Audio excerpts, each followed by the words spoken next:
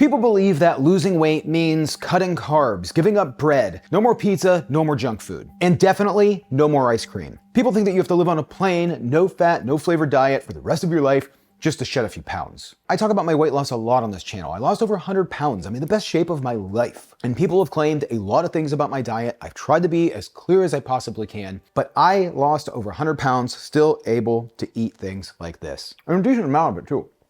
Man, it was so good. When I started this weight loss journey, I told myself it was gonna be completely different. I had a plan, a better plan. I was able to eat carbs, desserts, junk food, ice cream.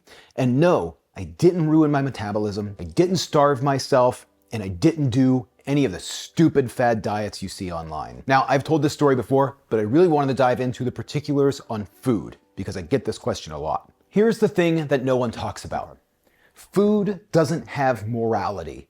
There's no good or bad food. There's just food and how much you eat of it. My entire life, I would give food way too much power. Every time I started a diet or did a new diet, tried one of the diet trends, it was about a particular food or a particular type of food that I had to avoid. I couldn't have it. It was like a plague because if I had it, that's why I was fat. If I ate a cookie, I felt failed. If I had pasta, it was defeating. I would think that I ruined my diet.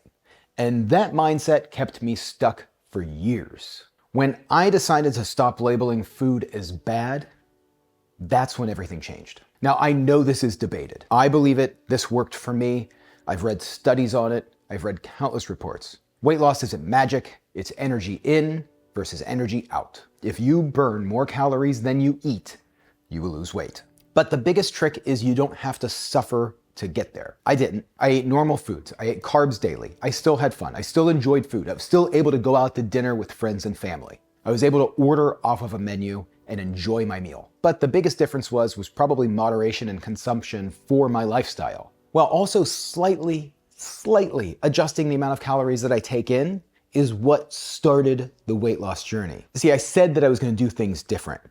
This time, what I understood, what kind of clicked in my head was budget. I had a rough idea of how many calories my body burned a day just by using one of those basic calculators you see online. At the time, it was probably around 1700 to 1800 calories resting, and I probably only moved maybe a couple hundred calories extra, so around 2000 calorie was my budget. So as long as I stayed slightly under that, not dramatically, slightly, maybe even 1900 calories, I knew that over a long period of time that I would lose weight. I wouldn't see the scale tipping dramatically. I would just see small changes over months. And that's what was important to me. Changing my life. Not changing my life right now, not needing the absolute difference to be made tomorrow, but knowing that if I kept on this journey over the course of a couple years or maybe even longer, eventually I would get to where I wanted to be and feel better and just be the ideal health and fitness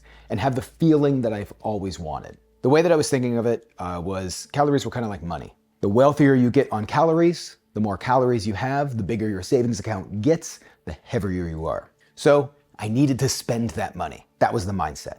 I also knew that I could still enjoy the things that I wanted. So this is where like a really big shift happened. If I ate better meals throughout the day, if I budgeted my meals accordingly and ate food that had lower caloric value versus mass. So a large bowl, Monica and I would make these large bowls filled with broccoli, carrots, onions, sometimes some beans, maybe a grain, just like not very much of it, like a quarter cup of like a rice or something. And I'd fill these giant bowls and the giant bowl would be 500 calories, which means I wasn't having 1,000 calorie lunch. I still had 1,500 calories or so left for the day. And by the time I'd get to the end of the day, I'd still have maybe 200 or 300 calories left. So I could have my ice cream. That ice cream that I just ate, a couple scoops of ice cream, was around 120 calories. That satisfied my need. I didn't need to eat the entire container. So to kind of get back to the point, I ran off the rails. I made 3 simple changes. These are the 3 tricks that you can do that I think will work for everyone over a long period of time. If you're in a diet right now and you're stuck, if you've tried everything and you can't lose weight, I think these are the things that really changed for me. Before that, I want to tell you about today's sponsor because another big part of that was sleep. You have seen me talking about Miracle Made bed sheets for over a year now. It's the ad where I'm laying in bed talking about how great my sleep is. I always say if you wake up too hot or too cold, I recommend you check out Miracle Made's bed sheets. Well, over the years, I've been telling you about how great I've been sleeping, and now I can prove it because I have a sleep tracker. I can confidently say that I not only feel like I'm sleeping better, I am sleeping better. My sleep score is going through the roof just by swapping out my bed sheets. Miracle Made sheets are inspired by NASA and use silver-infused fabrics that are temperature regulating, so you can sleep at the perfect temperature all night long. And the infused silver actually helps prevent up to 99.7% of bacterial growth. So it leaves your sheets feeling cleaner and fresher 3 times longer than other sheets. Along with being incredibly comfortable, luxurious. They feel better than sheets used by some 5-star hotels. I mean, these things feel incredible, but without the high price tag of other luxury brands. So gang, there is never a better time to upgrade your sleep. Sleep quality matters. Go to trymiracle.com/SauceStache to try Miracle Made sheets today. And whether you're buying for yourself or as a gift for a loved one, if you order today, you can save over 40%. And if you use promo code SauceStache at checkout, you'll get a free 3-piece towel set and save an extra 20%. Miracle is so confident in their product, it's backed with a 30-day money-back guarantee. So if you aren't 100% satisfied, you'll get a full refund. So upgrade your sleep today. Go to trymiracle.com/SauceStache and use code SauceStache to claim your free 3-piece towel set and save over 40% off. Again, that's trymiracle.com/SauceStache to treat yourself. Miracle Made, thanks for sponsoring today's video and for the incredible nights of sleep. Okay, we're back. So, 3 things, 3 tricks that changed everything. High volume meals. I started eating meals that would fill me up. That means lots of veggies, lots of protein. It's unbelievable the portion of food that you can have when you're eating very close to the ground, when you're eating whole foods. I mean, you can eat almost an entire jar of kimchi for maybe 100 and some calories and be incredibly full. So loading up, making the portion sizes huge on low calorie foods. Increased protein. I know I get a lot of flack for that every time I talk about it, but protein keeps you full. It also keeps you fuller longer, and it also helps your carbohydrates digest slower when you eat protein with carbs. So that way you can stay fuller longer, you don't have ups and downs, and you have nice, steady, even energy all day long, because even energy is important. Things like tofu and tempeh are fantastic protein sources that keep you fuller all day longer. Things like soy milk. I just recently made some homemade soy milk. I have that with my cereal in the morning. I love having soy milk with my cereal because it's high in protein. It's a good quality protein versus some of the other more calorie-dense plant-based milks that might taste a little bit better, but they're low in protein, high in calorie, high in sometimes fats. They don't have a whole lot of other nutrition to them. So that's why I really like soy milk. And then 3, the biggest one, strategic indulgence. Enjoy the foods you want to enjoy. You can enjoy a slice of pizza. You can have some ice cream. I had ice cream almost every night for a while I was losing weight. It was kind of impressive. But like I said, if I wanted ice cream, I wouldn't eat the entire pint. If we ordered a pizza, I wouldn't eat the whole thing. I would only have a slice or 2. I learned what a real serving was like. And 4, I know I said 3, but I'm gonna go with 4. I'm gonna drop an extra one on there for you. Tracking your food. I didn't do this in the beginning, but I did start doing this as I went through because it made things so much easier. It's a pain at first, it really is. But just weighing your food and tracking it, especially in the beginning, you're guaranteed to monitor how much food you're eating and how much you're consuming. The little things where you might be secret snacking, you're giving up and giving away calories that you might not need. So use a tracking app. There's loads of them. I've used Noom for years. I love it. It tracks perfectly.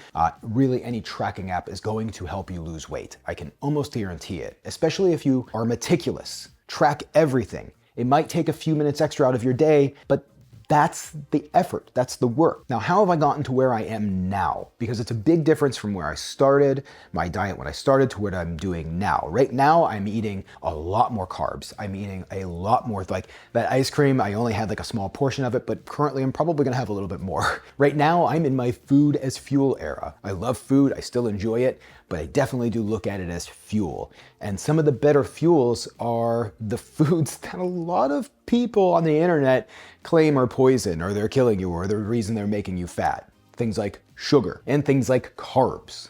I'm having a lot more of those now because of the amount that I'm running. Tonight I'm gonna be doing a run, it's a workout, so I need that energy to get through the run. It's not about weight loss, it's not about burning fat, it's about having the energy to build my muscles, because the larger your muscles are, the more calories your body takes. I am burning through around 1,000 more calories now than I was when I started my diet, when I was much, much heavier. And that's because of my workout regimen. That's because of the calories that I am burning off. And I need those. Otherwise, I won't be able to build muscle. I won't be able to gain strength. I won't be able to go faster. So the biggest shift wasn't physical. It was 100% mental. I stopped thinking about food as something to control and really started thinking about food that fuels what I do. When I started running, I was still doing things like intermittent fasting, which helped me monitor how many calories I ate through the day. But that got harder as my runs got longer and tougher. And I realized that I needed to have carbs early in the day to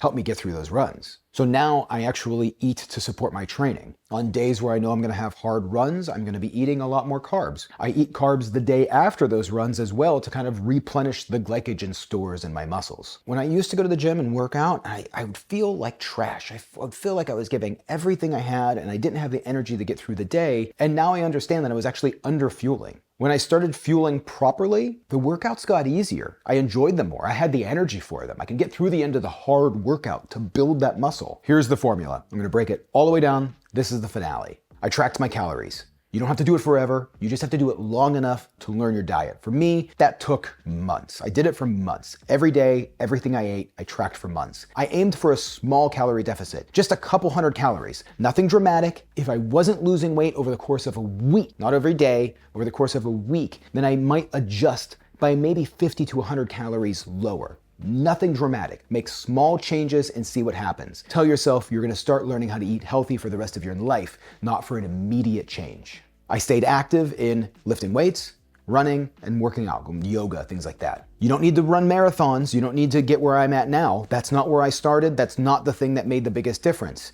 But adding an extra 20 to 30 minutes every single day is going to make a difference. And then slowly turning the knob up until you feel comfortable. And last, I kept all of the foods that I enjoyed. Nothing was off limits. I wasn't going to allow myself to give up things that I liked. When I stopped banning foods, cravings had less power.